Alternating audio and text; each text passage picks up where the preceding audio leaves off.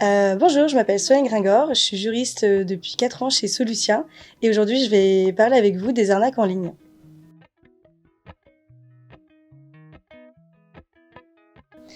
Il y a plusieurs types d'arnaques en ligne, donc souvent c'est pour l'escroquerie ou la fraude.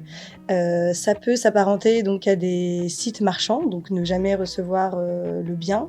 Ça peut être de l'usurpation d'identité, ça peut être du phishing, donc ça peut être par SMS, courriel ou appel téléphonique ou des faux sites d'investissement. Dans tous les cas, le but est de tromper la victime et d'obtenir, soit de l'argent, soit, des informations. Donc les recours qui sont possibles. Dans un premier temps, je vous inviterai à contacter votre banque pour faire opposition. Ensuite, si l'opposition n'est pas possible, il y a ce qu'on appelle la procédure de chargeback. Donc c'est une procédure qui est liée à votre carte bancaire.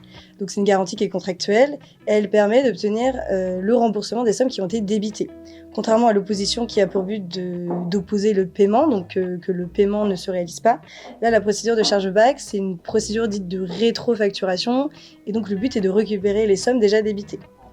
Les conditions pour appliquer cette procédure dépendent de votre carte bancaire, mais votre banque est censée vous informer sur les conditions à appliquer. Donc en général, ça se fait dans un délai de 13 mois à partir de la fraude, mais c'est ce que je vous disais, le délai dépend de votre carte bancaire.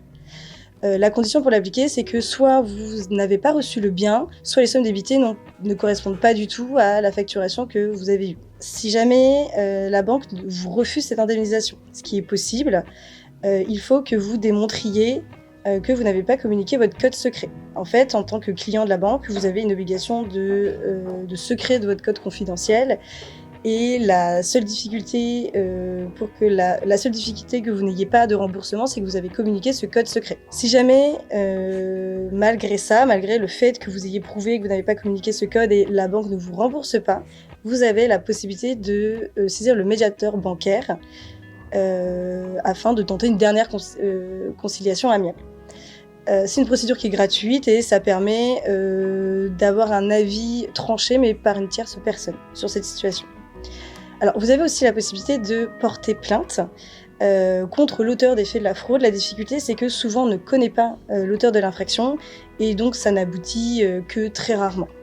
Donc, en général, on vous invite plutôt à faire le recours contre la banque, puisque c'est le droit de la consommation qui s'applique.